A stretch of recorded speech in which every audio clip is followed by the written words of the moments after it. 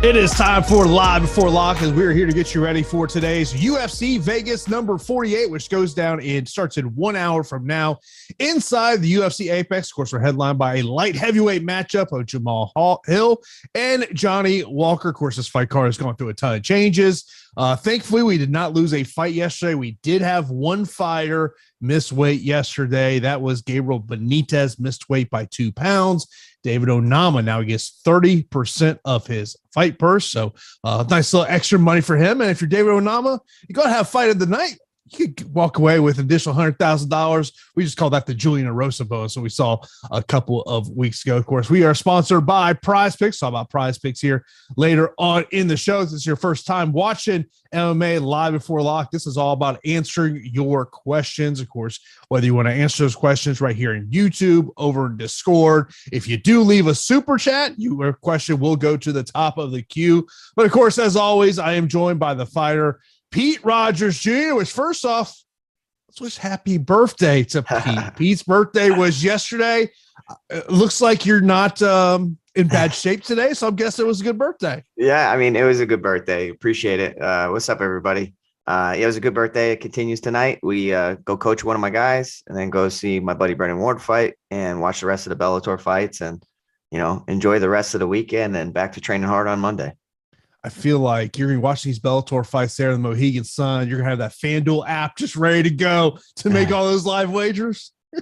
I'm sticking to DraftKings and setting stuff ahead of time, just because I know how many people are in the arena and how service is terrible. So I'm not going to be running back and forth to the booth. So I got a couple parlays, between the UFC and Bellator fights, but all in all, I can't wait. And we're here to make some money, guys. And, I definitely think that the read on David Onama, I like him even more now that I see Gabriel Benitez struggling on the scale. Massive step up in competition for David Onama, who's been relatively untested on the regional scene, but on a short notice debut, he looked fantastic against Mason Jones. So I'm backing him even a little bit, heavier now. The one worry would be if Benitez decided to really incorporate takedowns, which I'm not really predicting that to happen. I want to start off by going with two questions I got last night in our Discord chat for our premium members, and Woody saying leaving salary would be a big one for me to discuss, as I don't think the optimal will be near the max, just with this being such a low level card. Look, it's when I was building my lineups, Pete, the one thing that I did have to adjust when I was making my crunches was it was giving me just way too much Jay Perrin. Did not want to get as much as it was trying to give me like 40% Jay Perrin. And I'm like, no, I had to limit exposure there to 20%. For me, as I was developing my lineups today, there were just some fights that I just have concerns when it comes to when we're talking about GPPs. One of those fights would be Jessica Rose Clark and Stephanie Egger. That's one that does concern me a little bit. And Heagler, just because of the price, I think he's going to win. But the question is, does he pay off that price? I'll tell you the fight that it just scares me in terms of GPP is Buckley and Al Hassan. Look, if Al Hassan is optimal, I think it's a first or second round finish. If Buckley's optimal, that to me tells me that he just chain wrestled his butt off for 3 rounds. So that's kind of where I'm at with this one in terms of, how much money I want to leave on the table. Yeah. Al Hassan is like a round 1 KO or a bust type of guy historically throughout his UFC tenure, right? And in the UFC, we have seen Joaquin Buckley be susceptible to getting knocked out. And I really feel like he's a liability on the feet for his striking defense. Also, you see him training with that viral defense guy, whatever. You see those videos. Lock him in, Pete. Lock him in. Hell no. It's going to be more exposure to Al Hassan. That's what the hell's going to happen with that.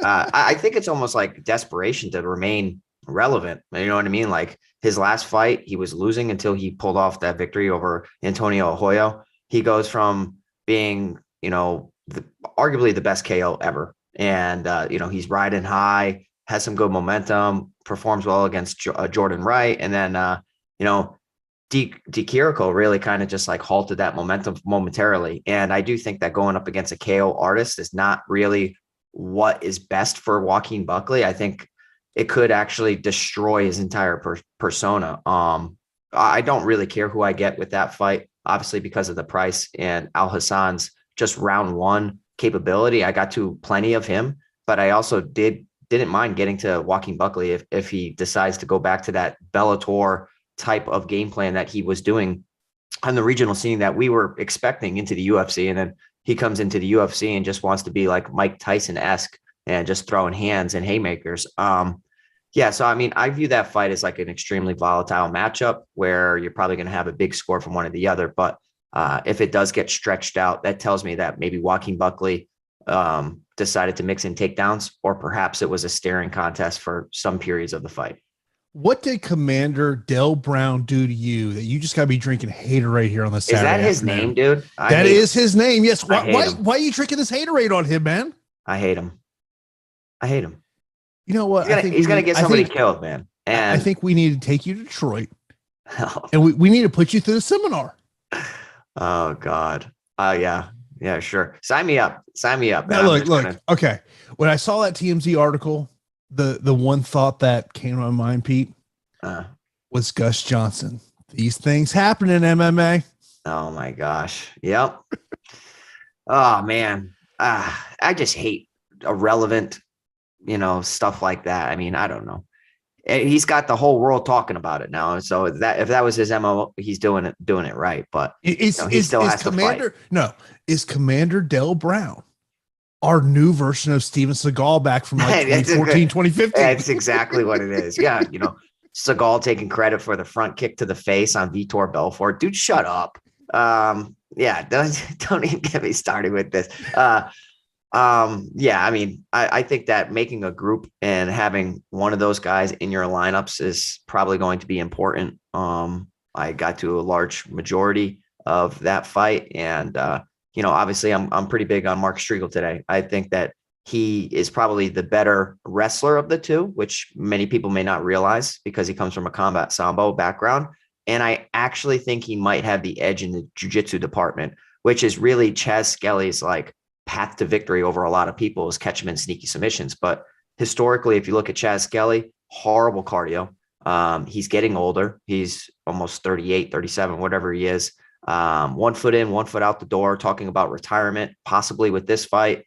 Inactivity kills a lot of careers. Hasn't been in the cage in a while. We need an underdog to come through for us. And in a safe type of fight where it's a lot of grappling heavy, game plans and just scrambling, I think that a guy in Mark Striegel could come through for us. Obviously, he hasn't really been testing against true legitimate competition, but I feel like his skills are there, and working with the MMA lab could possibly get him the victory here. So I'm big on Striegel today.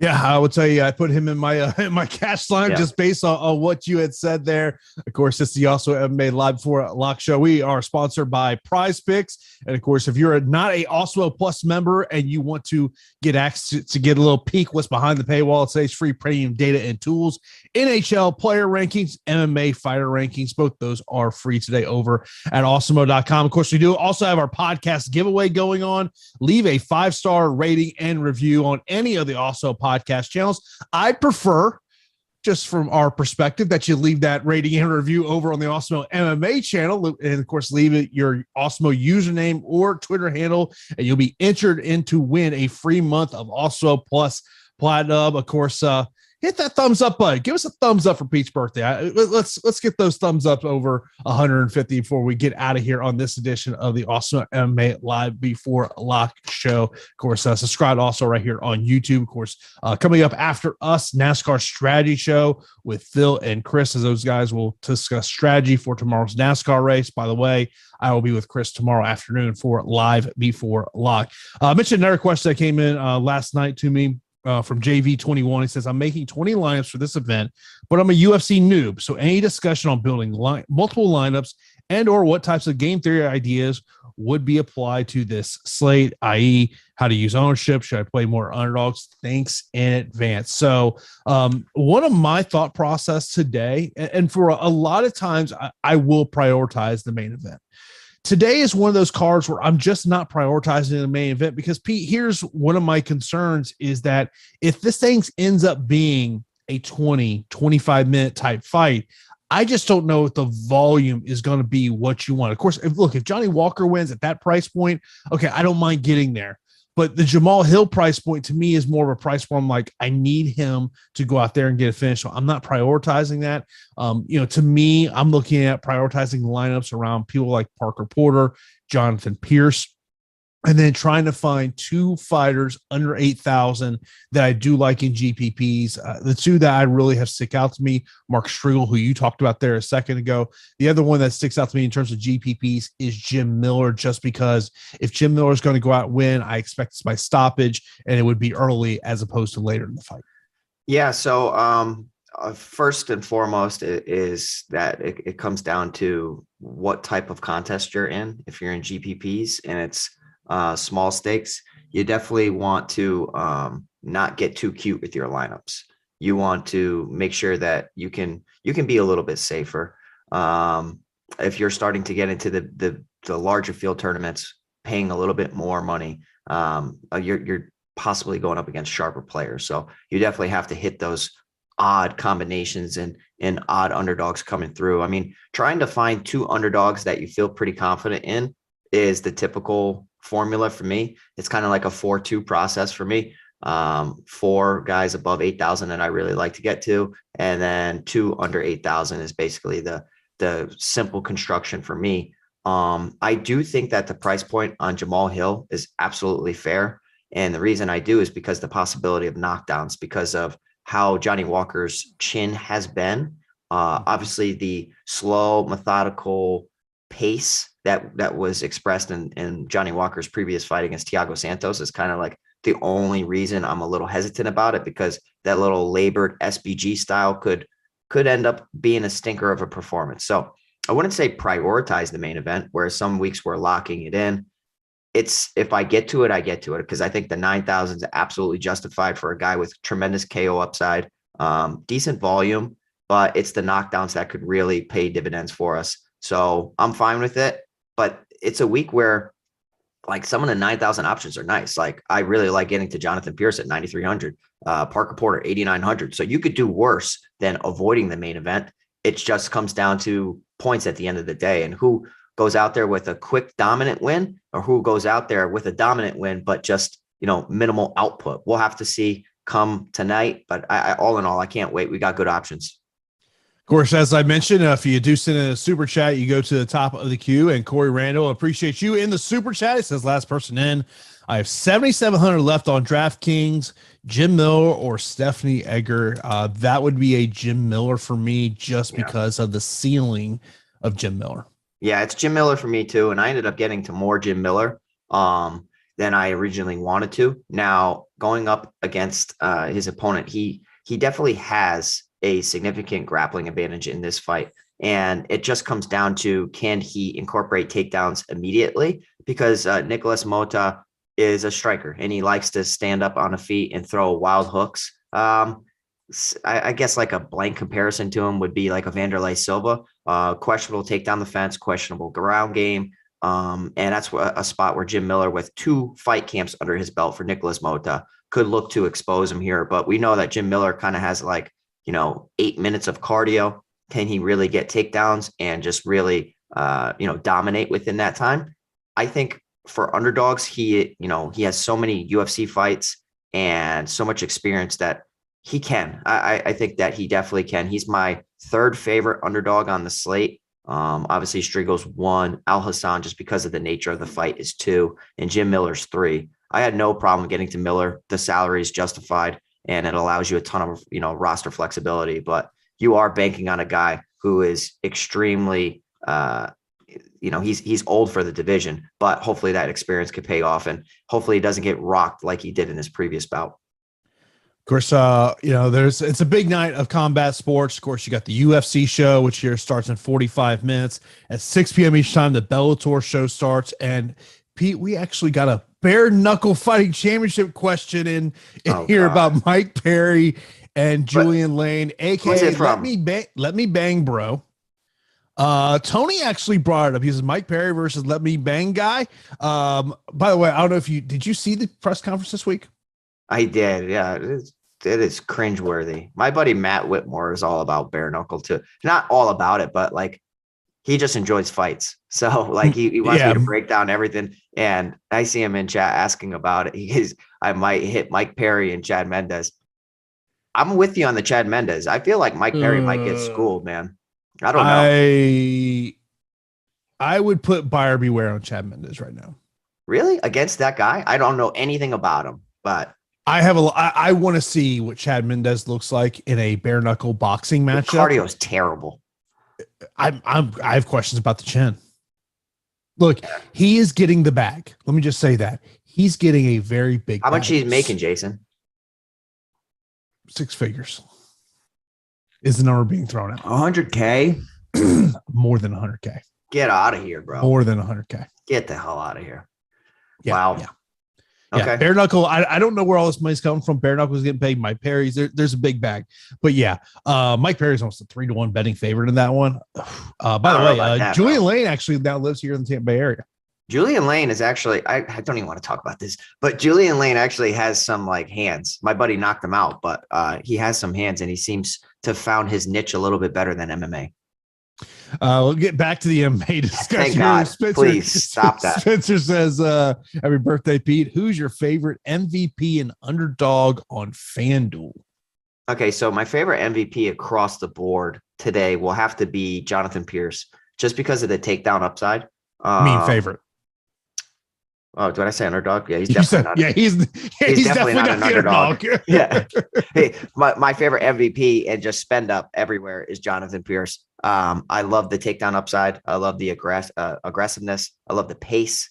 I just think that he's going to smash, and he's kind of that, Colby Covington, Kamaru Usman of the slate with, some of the best upside. So, going up against a guy who is historically a weight class lower too, on short notice, I just don't really see how, the debutante's going to, succeed in a matchup like this. So Jonathan Pierce is my favorite.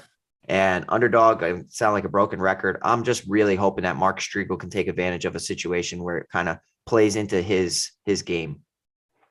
Yeah, I'm with you on that one. Of course, if you do got any questions, be sure to line those up in chat. Of course, we do got a promo going on right now for our Awesemo Plus NASCAR coverage, as you can get a season-long NASCAR pass for just $70. That's less than $2 per cup race this season. All you got to do is use that promo code Green Flag. Gives you access to driver projections, ownership projections, and the top drivers tool. This offer is valid through tomorrow. So if you want to take advantage, you got to take advantage of it now. Get an Awesemo Plus NASCAR season-long pass for $70, an absolute tremendous value that we have, and that does expire tomorrow as we get you ready for the Daytona 500.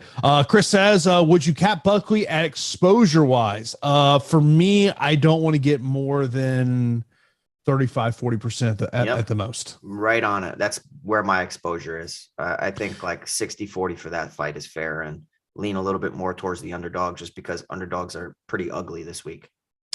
Buckley or Onama for a GPP, I would feel more comfortable going David Onama, but I think we do have to understand that I think it's the Buckley Al Hassan fight. I think is a very volatile fight. I wouldn't say it's a boom bust type fight, just because of how it could play out. But to me, it's just I feel more comfortable going the Onama route than I do Buckley. Yeah, I view Onama not as a safe win, but I think like the chances of him getting this done are kind of like towards 70%. So I think that he really is the safer of the two, whereas Joaquin Buckley has a little bit more question marks surrounding him. So just for the safety, I will say Onama. But man, you really can't go wrong. That's why like I found to leave salary on the table is a little difficult because I just like a lot of options above 8,000. Yeah. Next up, Ryan says, I'm throwing JSP in the MVP spot on FanDuel. Seems like the most sense. Thoughts? Look, I like that. It's, when you look at those high end options, those are going to be popular plays. A high end option I like in the MVP spot is Parker Porter because of the volume he could potentially throw. Look, if you think Alan Badeau can survive 10 plus minutes, and Parker Porter is able to do what I think Parker Porter is going to do, he could rack up a ton of points, kind of like what Casey O'Neill did last week. She was 200 plus in the MVP spot over on Fanduel last week. I'll give you a lower salary fighter that is a very interesting low owned option play at MVP, and that is Belbitsa. Really? She's coming in low on? In terms of MVP, in terms of that MVP spot. My thought is the amount of volume she could potentially put on, you might be able to rack up a ton of points. Yeah, I like it as a contrarian option. Definitely putting her in the MVP will separate yourself. I feel like there might be some other ones, but they'll have more ownership. The Belbitsa call, I'm fine with that. I'm backing her in the fight. I'm a little intrigued to see how that fight plays out, to be honest. I think that she's going to be the more aggressive of the two. DePaula has some good striking, not good, solid striking. They both pretty much have non-existent ground games. I feel like they've been working on their wrestling and their grappling. I just don't know who will really have the edge in a situation like that. Belbitsa, she gets on top. I like her ground and pound. So, and I like what I've seen out of her. She, I don't think that Hannah Goldie's all that bad. I don't think that she's all that good, but I can actually, put some stock into that win and say that I like Belbitsa against lower level women fighters going forward. And, I'll tell you, I did get to some DePaula just because the salary is there and I didn't want to get to too many underdogs under that 8,000. But I fully predict Belbitsa to get the win here. Yeah, someone asked me, they were talking about kind of low end plays earlier today, and they brought up basically saying, should I X out Jamie Pickett and Alan Boudreaux? I said, I would not X them out, but I don't want to get more than 5 to 10% of them. Yeah, I think 5 is fine just because if, I think like an Alan Boudreaux, I have Alan Boudreaux at 5%. And I think that Jamie Pickett is in a tough skill-wise matchup because Dawkins is, better than him in every facet of the game. And I think that this fight could play out a lot against the cage where it's a lot of clinch control, reversing position, attempting takedown, stuffing it, so on and so forth, looking like a lot of wall work. I just think that Dawkins can get takedowns eventually and work towards a submission finish.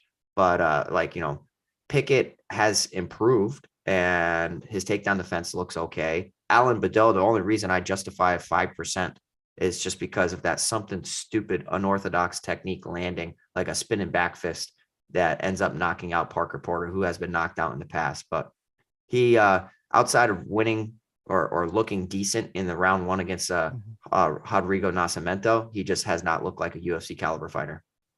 Next up asked about favorite cheap cash play. I feel like people are going to look at Jay Perrin, especially if you think that he can maybe get some takedowns in that one. As I look at, obviously you've talked about Mark Striegel at 7,500, looking at him over there. As I look at some of the other, under 8,000 options, like, Johnny Walker, it's just questions, can he throw the volume? Like, that's what concerns me. If you say, I'm in a cash slap, I'll throw Walker in there at 7,200 just because I think that he could, rack up some points over a 25-minute fight. But, for me, I think I'd be looking at Striegel and a little bit of Jay Perrin, but don't want to get too much of Jay Perrin. Yeah, I have a little bit. Like I said, I'm pretty focused and centralized around which underdogs that I'm targeting this week. I did get to Johnny Walker just like about 20%, given his aggressiveness, and sometimes aggressiveness wins out. He could get into an exchange with Jamal Hill, who's lighting him up. Just think of like totally different styles, but think of like how Stephen Thompson was destroying Anthony Pettis, and then Pettis throws one technique and knocks him right out. Yes, it was a Superman punch, but something like that could happen. And we want to hit on these fighters that have upside. So I think Johnny Walker, given his finish rate, has upside.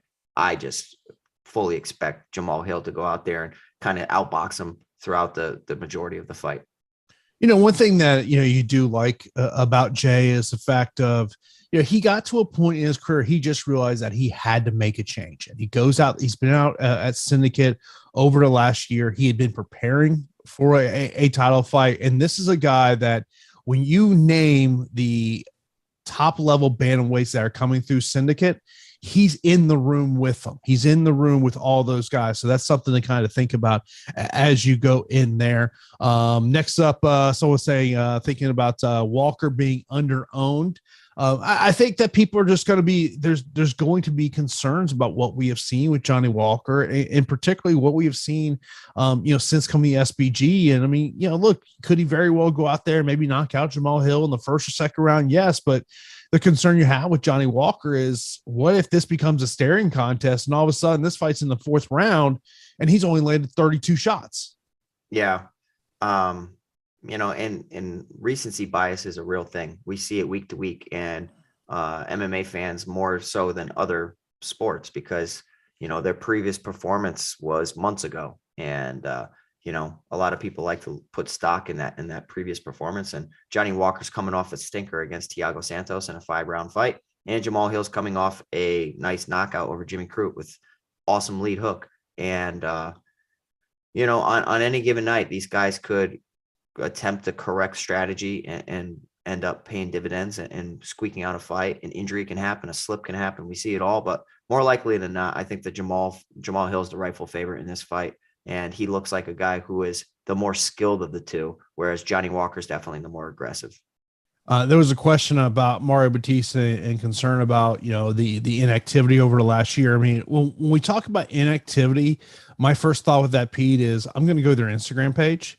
If they are active on social media and just look over last year, if they're in the gym, and my understanding, Mario has been in the gym the whole year. So not as concerning for me. Yeah, no. I mean, I like it when I see people still just training, and Mario Batista coming from the MMA lab. That's a nice group of guys. Obviously he looks like the guy who can compete at the UFC level. We don't know if Jay Perrin really can. He came up short in his Dana White Contender Series fight. And, since that has rebounded nicely and made this switch to Syndicate MMA, he's been training with some high-level training partners who definitely push him in all areas of the game. And he represents a sneaky takedown approach that could possibly negate the aggressiveness and, just the danger that Mario Batista possesses on the feet. But we'll have to see, because obviously Batista's been there, done that. He's in a sneaky position too, because historically Perrin hasn't had the best submission defense. He has been able to scramble better as he started to train with high-level training partners, but his submission defense has been somewhat non-existent in some fights. Benitez and Miller, or Edgar and Al Hassan for a DKGPP. Ooh, what's the second one? Edgar and Al Hassan. Yeah, that's got to be it, because you said Benitez, and I'm out on Benitez. Yeah. What's the one fight we would fade? For me, it is the Clark-Edgar matchup. Yeah, it's tough to fade a lot, man. There's a lot of question marks surrounding the Henniger fight against Jesse Strader, because it's a bantamweight bout against two guys who we don't even know if they're both UFC level.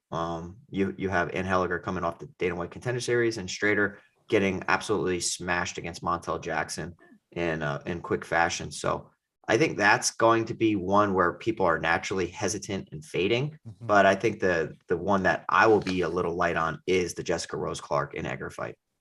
No question about it. Of course, this is also MMA Live Before It Lock shows. We're getting you ready here for UFC Vegas 48, which starts in 30 minutes from now. Of course, we are sponsored by Prize Picks. You got to head over to Prize Picks and play their prop contest that they have over there. Of course, they've got UFC lines. Unfortunately, no Bellator lines over there. I've been hoping to see some Bellator props over there, because I was definitely going to be hammering on some of those. But of course, be sure to use that promo code Awesemo when you sign up over there at Prize Picks for a instant first match deposit of up to $100. And of course, you get one free month of Also Plus Platinum when you sign up, play, and deposit over at Prize Picks. And of course, we talked about fight time and takedowns from Thursday.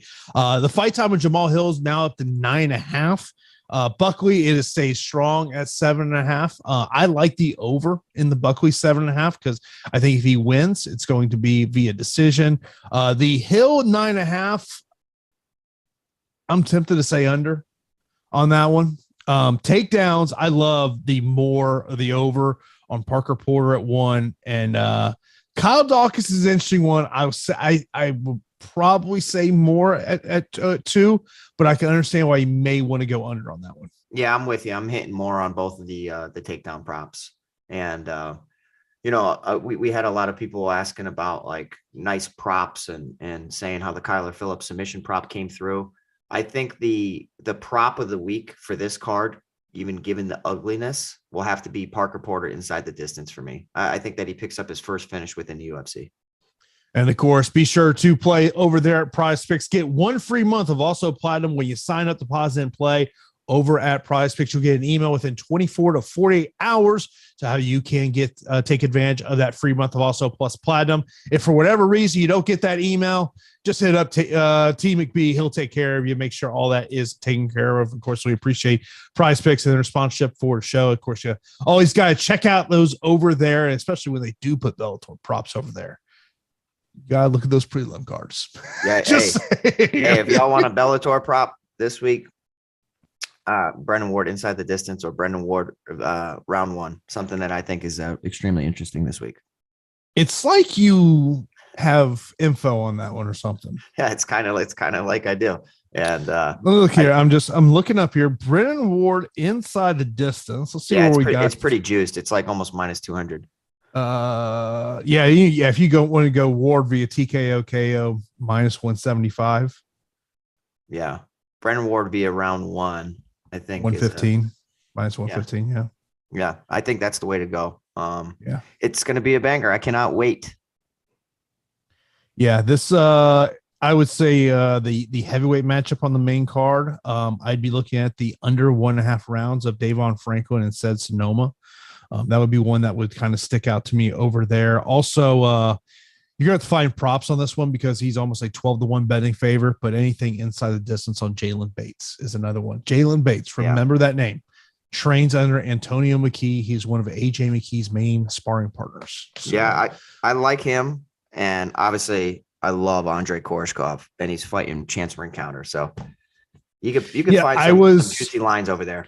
I was doing some Bellator rankings prep before the show today because I'm my voter in the Bellator ranking, so gotta try to I color code my sheet so I kind of have an idea of when I put my ballot in tomorrow. I do like that prop you mentioned for Parker Porter inside the distance. That definitely is a prop to look out there. And I would look at other props. I think I've kind of looked at that over 2.5 rounds on Perrin and Batista. Not great value, but I think a good chance that fight goes all 15 minutes. Yeah, naturally that weight class does. So I would agree. There's some value there. Yeah. So if you got any betting questions, we can hit those up as well. Matthew saying, happy belated birthday, Pete. Thoughts on Porter and Hassan or Dawkins and Buckley? I'd rather go the Porter angle. I'm just looking at it from a fancy ceiling perspective that I feel like that's the combination that probably has the higher ceiling. I would agree with you just because I feel like Dawkins can win and win handily, but even in some of his wins, some fighters can't break 100 points. And, I think Porter will. And I think that, just finding another $100, $8,900 is extremely important on a slate like this. It's one of those things we're getting so many questions about Buckley and Al Hassan. It almost makes me wonder, like, man, maybe, yeah, exactly. Maybe, we've had a lot of questions about strategy today. Yeah. And I'm like looking at it from a strategy aspect going, you know what? Completely strategy is play less than the field on that fight. Completely contrarian. Let everybody else. Maybe they knock each other out. We got a double knockout and they both get, I don't know. How would that work? Maybe they both get, I don't know. Somebody would have to be the winner, right? So I don't know how that would play out for scores wise, but maybe they knock each other out. So avoid that fight. Or maybe Buckley has gotten some training this week. Some Eric Nixick? No, Commander Dale Brown. Oh God, you're back with that again. I hate this guy. We got 550 people in here, and you bringing up Commander Brown is so disrespectful. If y'all can hit that thumbs up for me, I appreciate it. And hopefully Jason won't bring him up anymore. You are drinking some damn haterade over there. Yes. That's Man, just hating on Commander Brown. I mean, like, look, you better hope that Buckley doesn't use some defense and then he credits Dale Brown for it. Oh, did you see? Because if that happens, that stuff is sliding into your Instagram DM tonight. I'm almost positive at the face-offs, he handed him a brochure and said, "I think you need to train." And then Al Hassan said something like, "Do you have a gun on you?" or something like that, because you're going to need it, or something stupid. I don't know. All in all, yeah. Oh, that is awesome. Yeah, it's when I saw that line, I was like, "Wow, this is really what our sports come to. This is really what." So here's a question: when Chaos Williams fights next, is Dale Brown in his corner? Detroit guys, just saying. I don't know, man. Buckley will probably have Seagal next because he bounces around from gym to gym. So who knows? Oh man, yeah, he definitely has been around. Of course, if you got any questions, line those up. Tony, question really hasn't come up here so far. Thoughts on Anhigler and Jesse Strader? Good question. That is the fight where that could actually have sneaky potential to finish. And I did mention how Jesse Strader, I think, will be everybody's like darling in a way to possibly pull off the upset just because he hits hard, not necessarily because he's UFC level. I do think that Anheliger is the better of the two. Definitely has more fights and more to show for it. Strader doesn't look like he can take a punch all that well, but he can deliver one. And anybody can get clipped, especially when you start targeting the body and then digging upstairs as well. So, Strader has some pop for the division, and getting absolutely starched in his debut to Montel Jackson is nothing to really hang his head about. It's a sneaky fight, right? Like, I feel like when, you have a guy with such a terrible box score in Jesse Strader with 5.6 points and Helliger, who's looking to debut off Dana White's Contender Series, naturally everybody's a little bit hesitant, and rightfully so. There are some appealing 9,000 options, but I got to Helliger because I do think that there is some guillotine upside there. There is some sneaky finish upside as well. I don't think that he's all that bad, and he pulled off a pretty solid win on Dana White's Contender Series, which really surprised me. Next up, Justin asking about FanDuel approach. For me, when I'm building lineups over on FanDuel, it all starts at the MVP spot of where I want to go. And obviously you're looking at who are fighters that either A, can just rack up points with massive amount of volume, massive amount of takedowns. Because obviously it's a different approach when we're talking about DraftKings as opposed to FanDuel, where, with this current scoring system of DraftKings, where now really these guys that can be laying prayers, can rack up points with control time and total strike hits. To me, over on FanDuel, once I figure out who I want as my MVP, then I'm starting to look at that 14 and under range and figure out where I want to go from there. And then I just kind of build my line from that aspect. For sure. You're the FanDuel guy, and I can't disagree with that. Let's see here.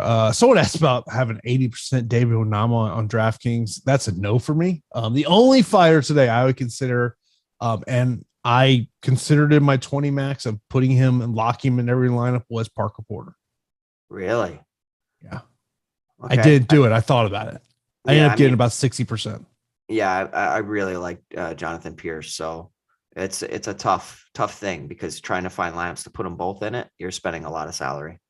Yeah, no question about that. RJ asking Hill or Porter in cash. That's a Porter one for me. In cash? Yeah, I say Porter. Buckley or Belbitsa, single entry GPP. I would go Belbitsa. Ooh, God, that fight might not even produce. I'll say Buckley, because that's a GPP must have. Ryan asking about the FanDuel big GPP, whether I would prefer Porter or Belbitsa in the MVP spot. Porter, dude. It would be Porter, but if you're a single bullet player, I would probably go Belbitsa. Yeah, and to kind of just go off of what Nashville just asked, is Parker Porter really good or Bordeaux just really bad? Bordeaux is just really bad. And Porter has more ways to win. And I don't think Parker Porter is all that bad. I think he's pretty mediocre. Mid-price upside. Get an asked question, which fighter is that? So if we're talking mid-price, That's anywhere for me. I'm kind of like that 83 to like 8,700 range for me when I'm thinking mid price. I don't know if is that what you would call your mid price? Yeah, that's fair. In terms of that range, I like Onama number 1. yeah, Rose Clark is number 2 for me. And just because of the takedown upside, even though she's going up against a judoka, decent striker, even though it's a fight, I'm relatively light on it. Within that small range that you brought up, like I'm off Chaz Skelly this week. I'm a little light on Nicholas Mota, even though if I think he wins, it's a nice knockout, which could pay off. But Jessica Rose Clark will probably get tons of takedowns and just points galore. She's done it to some solid fighters in the UFC already. So I think that she can do it with the correct strategy. Yeah, I mean, and I think one of the things is I'm always I'm looking at our top fire tool. I'm looking ownership is one of the big things that I'm looking at. It's always for me like when I'm talking about DraftKings, because I've been primarily playing over DraftKings past couple weeks, is about who is that fighter that's under 20% ownership where you can gain leverage on the field. There's certain fighters that you're going to look at, like Jim Miller to me is a perfect example of this. If Jim Miller wins, we know it's likely stoppage very early on in the fight. But if that fight drags on, Jim Miller's not going to be a very good score over there for you. Other ones, I mean, maybe someone like, even though you never like when you see a guy miss weight and then basically he doesn't even try to cut any more weight. That's to me is kind of a telling situation. So I don't want to get to the Gabriel Benitez side of that situation, but I'm riding with Pete here today on Mark Striegel. Pete called it last week with Douglas Silva de Andrade. So I'm gonna ride that Pete the Heat train here today. Yeah, I'm hoping for the best for Striegel, man. It all comes down to just executing and getting takedowns and keeping that neck away from danger, because Chaz Skelly could be a guy that's a lot of people are off today. I'm off, and he has sneaky submission upside. It's just his cardio so bad. And I do think that Striegel's the better wrestler of the two. We did see Darren Elkins somewhat ragdoll Chaz Skelly. We also saw Bobby Moffett have good success. Jordan Griffin was reversing positions and looking like the superior fighter in most of that fight when his back wasn't taken. But so Chaz Skelly, I'm predicting is going to end up losing today, and that our boy Striegel is going to come through for us. One of the things we always talk about is who is that fighter we're not talking about, and my vote would be Nicholas Mata. Yes, and you're right. I got to, I think about 25% Nicholas Mota, just because obviously I'm not stacking fights. So whatever lineup I have him in, I don't have Jim Miller in. And I do view that fight as somewhat sneaky because Jim Miller kind of presses the action and then has some cardio collapses throughout. And if Mota really has made some strides in improvements, he was brought in as Rafael Dos Anjos' sparring partner to emulate Rafael Fiziev.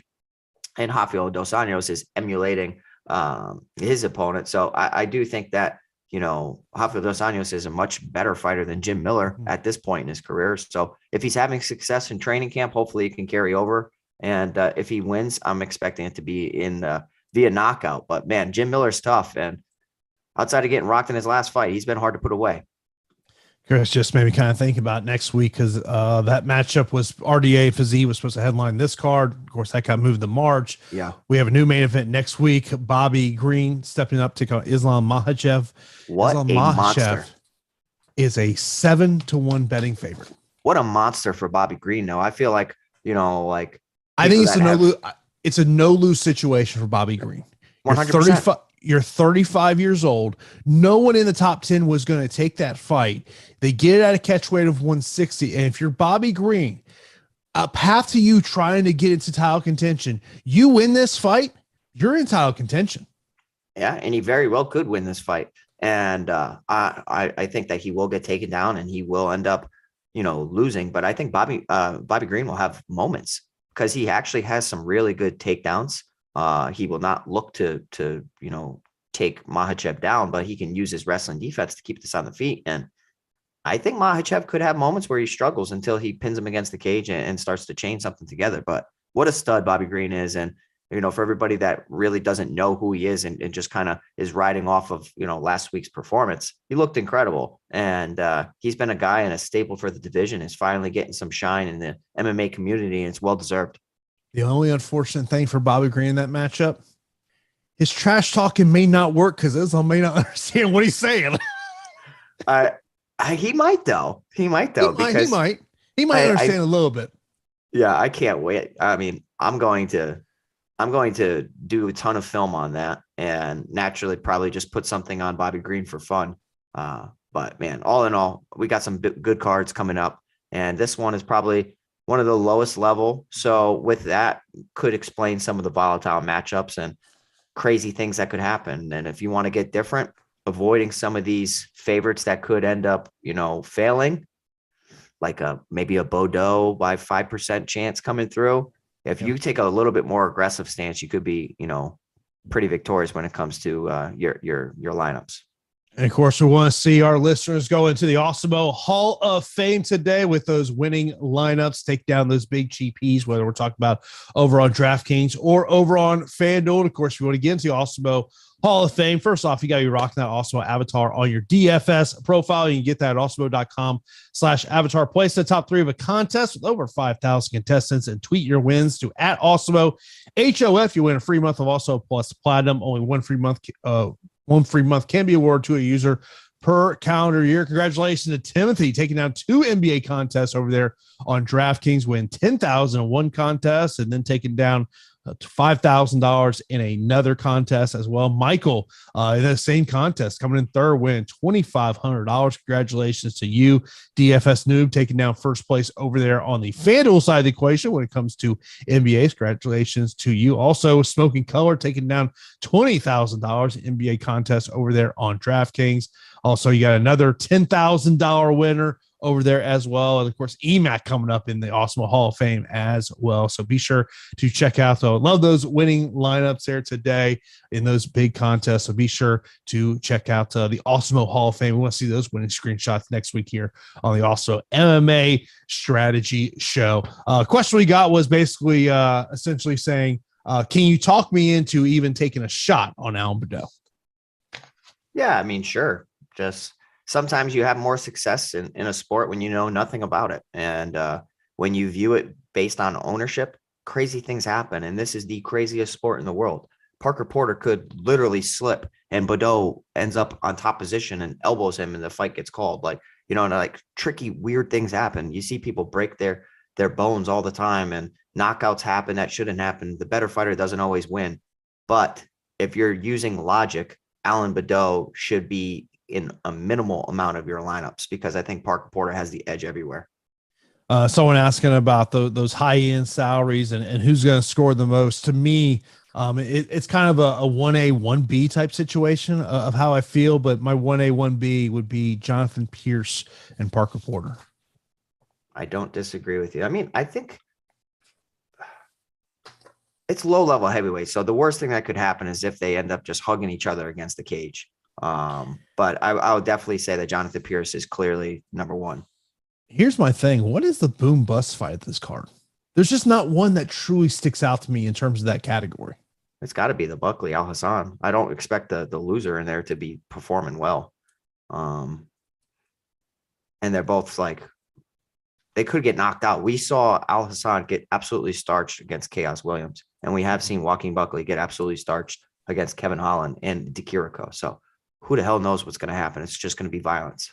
Yeah, that's the one thing. Like, you look at it, if you are that Extreme Couture team, of course, that's where Buckley has been spending majority of his camp for this one, spent some time in Detroit, as well as the fact of the easy path to victory would be trying to go the takedown route. But we know what they say about ego. And if you're a Buckley backer in this one, that's your fear, is that he might let his ego get in the way and he tries to have a kickboxing matchup and may find himself in some trouble. Yeah, for sure. And that's the one thing that's unpredictable about this sport, is sticking to the game plan, or, just having good fight IQ. They could have all the skill in the world, but they could have poor fight IQ and they make the wrong decisions. And next thing you know, they end up losing. So yeah. So someone did ask about where this card is being aired tonight. The entire card will be on ESPN Plus. Starts here in 10 minutes from now. Of course, also starting here in 10 minutes, we got the Awesemo NASCAR strategy show as Chris and Phil get you ready for tomorrow's NASCAR race. Someone saying 7% Pickett is going to spoil everyone's Saturday. This is my thing with Jamie Pickett. Like, I don't know if I see him winning via stoppage.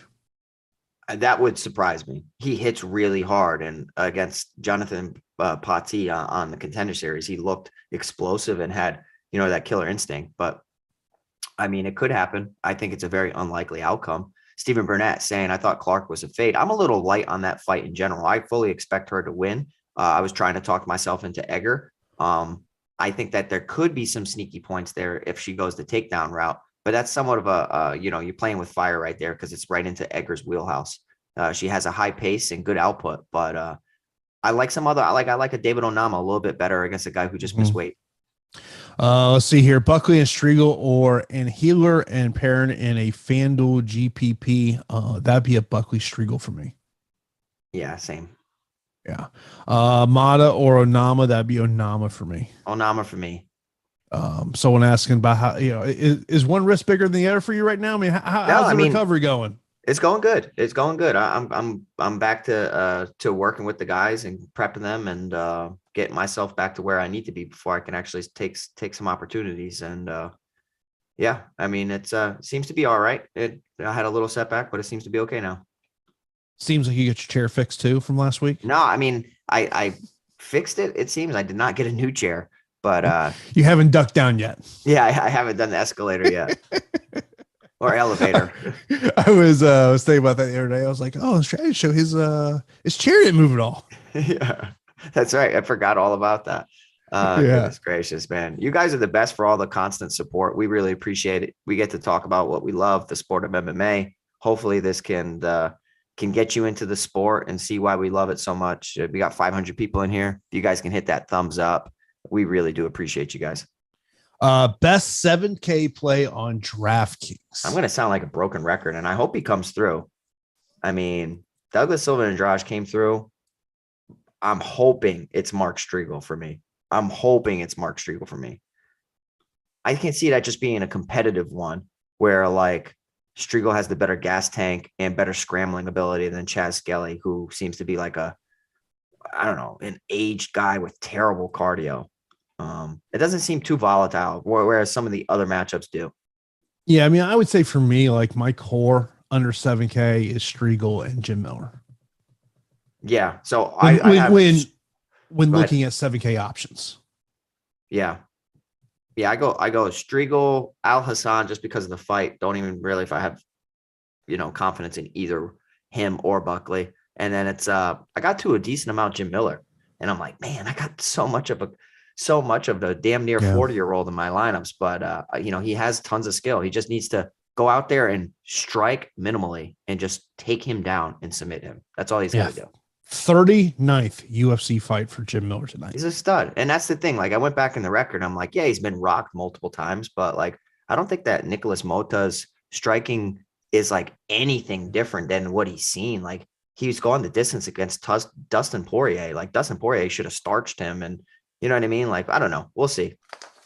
Of course, that is going to do it for the Also MMA Live Before Lock show. Do want to thank everyone who has been here over the last hour, checking me and Pete out. Of course, also thank to our sponsor, Prize Picks. We'll be back on Thursday for the strategy show as we'll get you ready for next week's card. Islam Makhachev versus Bobby Green, 160-pound catchweight matchup in there. So appreciate everyone tuning in. Up next here on Awesemo is the NASCAR strategy show. It's Chris and Phil talk strategy for tomorrow's Daytona 500. Everyone have a good day, everybody.